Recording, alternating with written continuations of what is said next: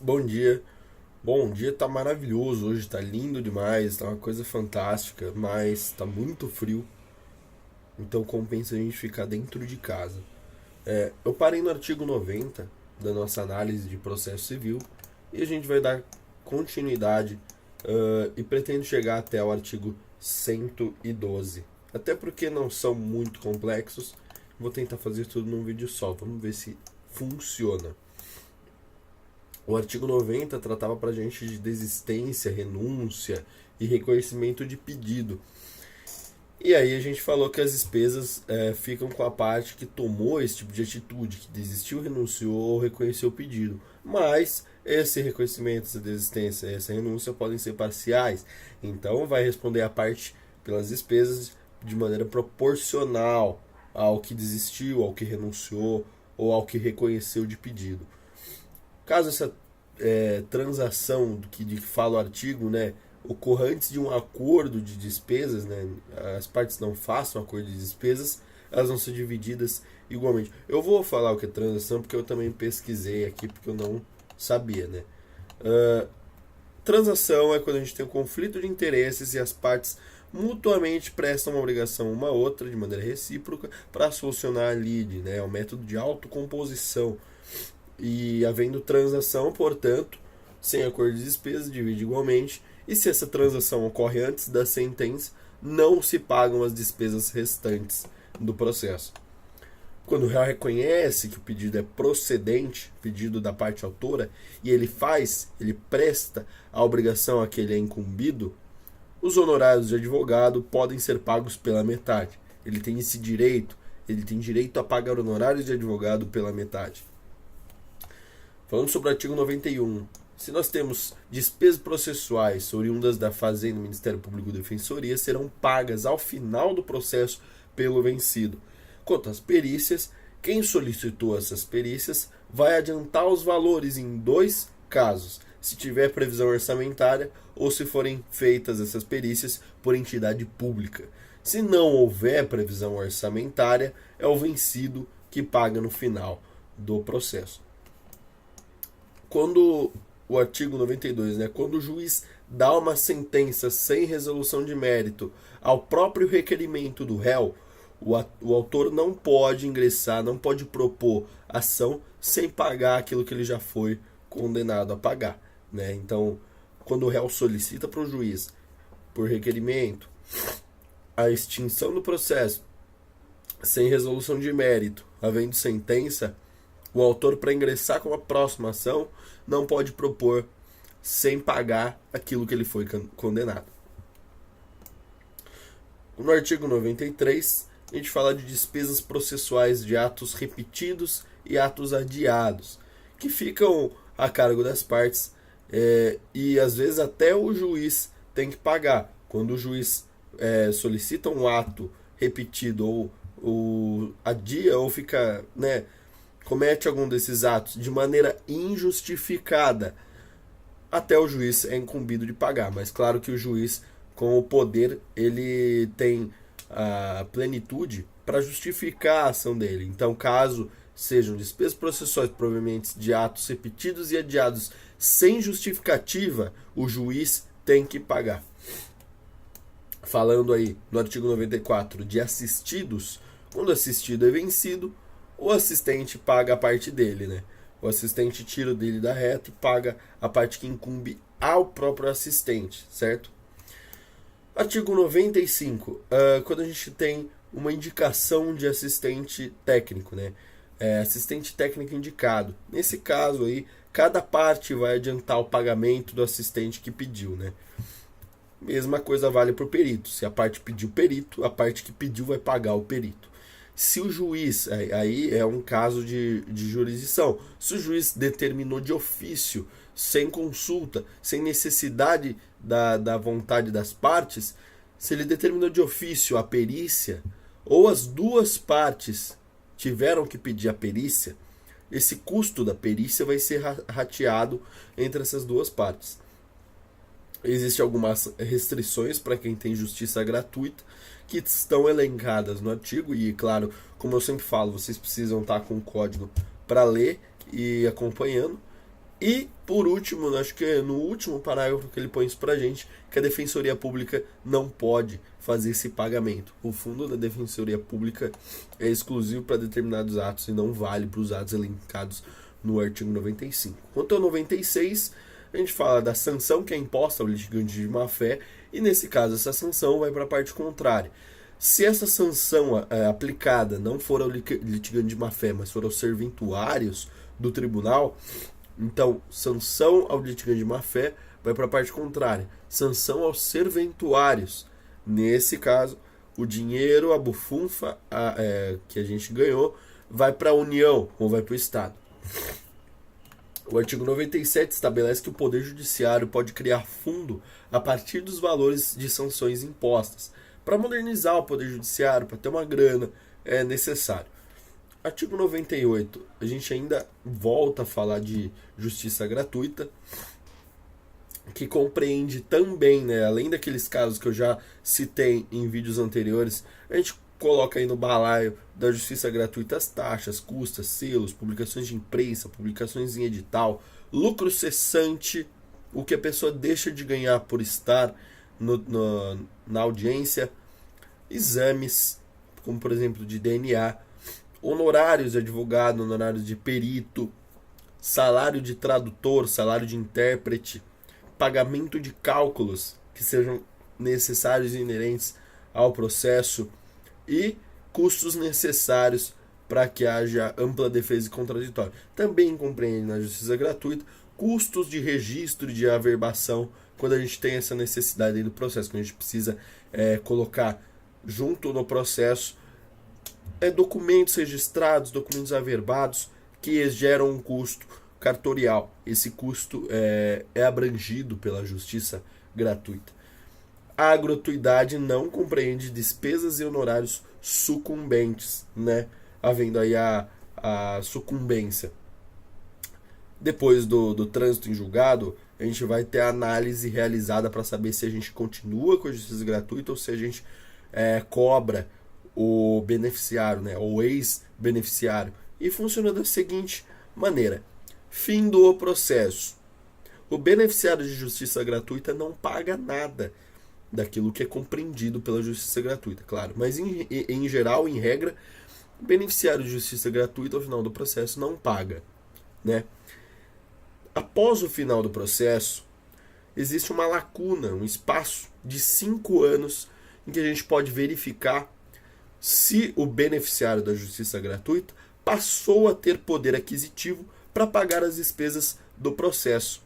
Então, se nesse meio tempo aí de 5 anos o beneficiário de justiça gratuita passou a poder pagar os honorários, as despesas, tudo que compreende justiça gratuita, será credora o órgão que vai fazer a execução fiscal. A gente vai fazer essa execução financeira, essa execução para cobrar o dinheiro que é devido, e ele vai ter que pagar, porque considera-se que ele tem grana para pagar esse pessoal.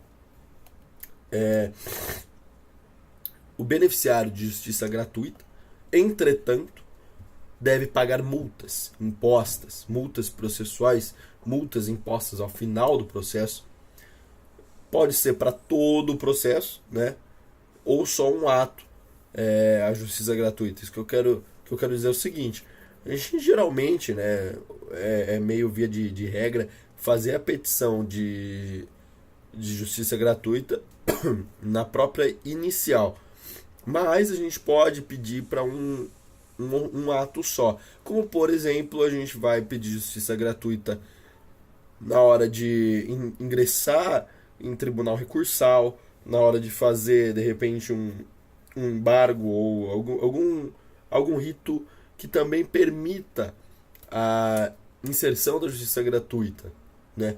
Visto que ela pode ser inserida, ela pode ser peticionada a qualquer momento do processo, como elencado nos artigos anteriores, né? A gente faz uma juntadinha solicitando justiça gratuita, manda para o juiz vai pedir os comprovantes, vai pedir ou de repente vai já deferir o pedido. Boa para nós.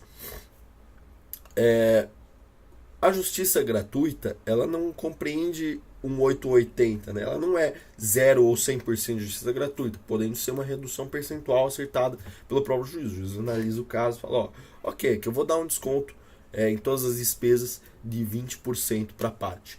Então você é beneficiário de justiça gratuita, porém você paga, só que paga de uma maneira reduzida, né? Também pode o juiz conceder parcelamento de despesas processuais para facilitar o pagamento ao final do processo. Fim do processo, o juiz vai falar, ó, faz isso aí em 12, tá aqui o título, você paga, e porque é interessante para o judiciário receber o pagamento. E também pode o juiz, obviamente, revogar a justiça gratuita. Claro que ele precisa fundar, ele precisa fundamentar, ele precisa justificar a revogação da justiça gratuita da parte, haja vista que é um direito exposto no Código de Processo Civil. Artigo 99, como eu falei, pode ser solicitada a justiça gratuita em petição inicial, contestação para ingressar um terceiro, para colocar um terceiro no balaio, ou para fazer petição de recurso, para fazer contrarrazões de recurso. Ele pode ser formulado também, a justiça gratuita, através de petição simples, através de uma juntadinha. Quando o juiz indefere o pedido, é porque ele entende que falta pressupostos para deferir o pedido de justiça gratuita. E além disso, elencado no artigo 99, a gente tem que a justiça gratuita é pessoal e não se estende. Se você é beneficiário de justiça gratuita, ninguém mais o será, a não ser que por pedido próprio, por deferimento próprio, e, portanto, não há extensão da justiça gratuita. Caso haja aí o deferimento de pedido de justiça gratuita, a parte contrária tem que impugnar esse pedido, né? Quando a gente tem lá os temas na inicial, tudo que a gente não tenta impugnar, não tenta contestar, é consentimento, é confesso. Então, tá lá, pedido de justiça gratuita da parte contrária. A gente pode impugnar na contestação, na réplica, nas contrarrazões e em pedido superveniente à petição, ou quando é um terceiro ingressando no processo, no litígio, né? Aí a gente tem prazo para petição simples, né? Inclusive, é o mesmo prazo que para petições ineptas se tornarem aptas a participar, a serem eficazes, né? E quando a gente tem a revogação da justiça gratuita, a parte que era beneficiária passa a pagar e paga todas as despesas que se seguem no processo, né?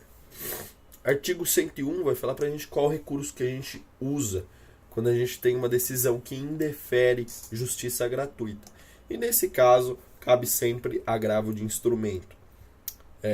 Então, temos uma decisão indeferindo o pedido de justiça gratuita. Essa decisão não está na sentença, sempre aplica-se agravo de instrumento. Caso a decisão que indefere justiça gratuita esteja na sentença, por ser sentença, a gente traz apelação. Então a gente precisa fazer sim um estudo das decisões interlocutórias, quando cabe determinado recurso, quando cabe outro recurso. Mas via de regra, para a justiça gratuita é fácil. Decisão está na sentença, apelação. Porque tudo que está na sentença cabe apelação. Decisão que indefere a justiça gratuita, agravo de instrumento. Artigo 102. Se a decisão de revogação da gratuidade da justiça se torna uma coisa julgada, chega ao final o processo, a parte que sofreu essa revogação deve recolher, deve pagar tudo aquilo que ela havia sido isenta de pagar, né? Inclusive o pagamento de recurso, se houve ingresso em recurso, se houve tentativa, né, de continuar o processo via instância recursal. Não havendo esse recolhimento das custas que ele deixou de pagar, o processo vai ser extinto, sem resolução de mérito. O artigo 103 fala para a gente de procuração e capacidade postulatória, isso a gente já falou em outros vídeos. Procuração é simplesmente um instrumento que dá poderes ao advogado para representar o cliente em juízo. O artigo 104 fala para a gente da regra, né, que é o advogado não entrar em juízo sem procuração, mas pode sim, existem exceções, que é, por exemplo, para evitar preclusão, decadência, prescrição, ou para celebrar ato urgente e extremamente ligado ao processo, necessário para o processo. Nesse caso, ele precisa ratificar depois, o cliente precisa ratificar depois. E essa procuração ratificada dos atos que já se passaram tem que acontecer após 15 dias do que ele precisou fazer sem procuração. Senão, aquilo que ele fez, aquele ato que ele celebrou para evitar preclusão, para evitar decadência, para evitar prescrição, ou o ato urgente celebrado, perde toda a eficácia. Também a gente tem algumas exceções, como por exemplo, quando a gente é nomeado pela OAB para fazer algum processo, para arcar com algum processo, e nesse caso a própria nomeação da OAB vale como procuração. Nesse caso a gente nem precisa de procuração. A procuração serve para todos os atos do processo, menos para os elencados no artigo 105. Temos lá citação, confissão, reconhecimento de pedido como procedente, transigência, desistência, renúncia, recebimento, quitação, né? Assumir compromisso e assinar a declaração de pobreza. O advogado não assina a declaração de pobreza pelo beneficiário, pelo bastante cliente dele, né? Mas, embora ela tenha essas exceções, a procuração assinada serve para a fase de conhecimento e serve para a fase de execução do processo. Caso o cliente queira outorgar todos esses poderes, que são exceções no artigo 105, basta escrever de punho, ou a gente coloca outorgo todos os poderes, inclusive os elencados no artigo 105, inclusive os admitidos como exceção pelo artigo 105, e manda bala, você tem todos os poderes para fazer isso. Mas isso é um juízo do cliente, né? Artigo 106, sobre advogado que postula em causa própria, que deve informar sempre endereço, e se ele mudar de endereço, ele precisa avisar, senão, nesse caso, as intimações, apesar de enviadas por endereço diverso, por endereço errado, vão ser consideradas válidas. Deve informar número de OAB e sociedade de advogados que ele participa. Artigo 107 vai falar dos direitos do advogado. Nesse sentido, é interessante sempre olhar o código, porque aqui fica muito cru, fica muito superficial, porque é uma aula rápida. Direitos do advogado: examinar autos, tirar cópias, requerer vista dos autos em prazo de 5 dias, retirar os autos nesse prazo, assinar livro de carga sempre que a gente vai retirar processo em cartório, em fórum, a gente assina o livro de carga para o cartório ter ciência de que aquele processo está conosco. E quando a gente devolve o processo, a gente fala: por favor, quero assinar o livro de carga de novo, que eu estou devolvendo. Senão simplesmente o processo fica lá, esse processo se perde, você não deu baixa no seu pedido de carga do processo, e aí adivinha para quem vai a responsabilidade por estar com o processo, apesar de você ter devolvido. Não preciso falar muito.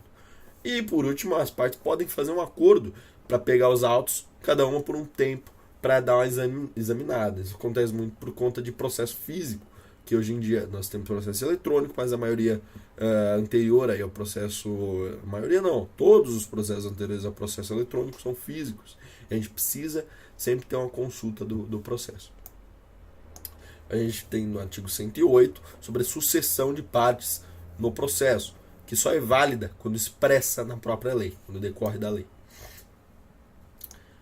No artigo 109, apesar do que fala o artigo 108, a parte contrária precisa concordar com a sucessão se tem alienação da coisa ou do direito que é motivo do litígio. Nesse caso, o adquirente e o cessionário intervêm no processo como assistente, e a sentença das partes originárias vale para o adquirente, para o cessionário. Então, a pessoa que compra, a pessoa que vende, intervém no processo como assistente, e a sentença que é dada pro cessionário, sentença originária, vale também para quem está adquirindo, para quem está cedendo o direito. Artigo 110 fala de sucessão pelo espólio ou sucessores.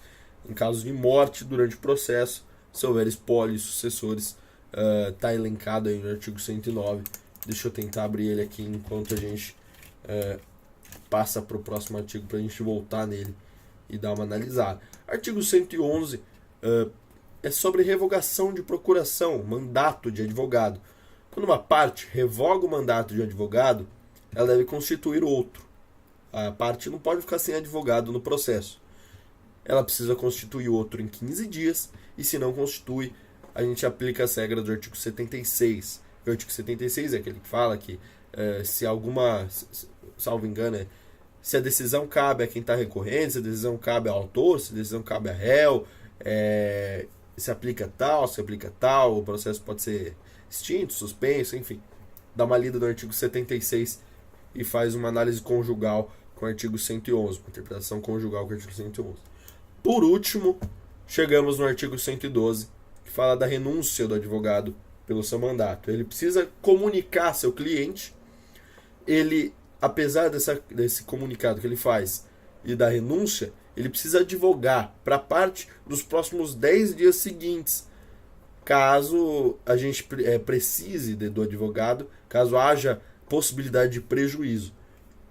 Entretanto, o advogado não precisa comunicar seu cliente se na causa existem vários advogados, como por exemplo acontece em associações, e outro advogado já vai assumir aquela parte automaticamente. Eu falei que eu ia voltar no artigo 110 para a gente dar uma lida sobre morte.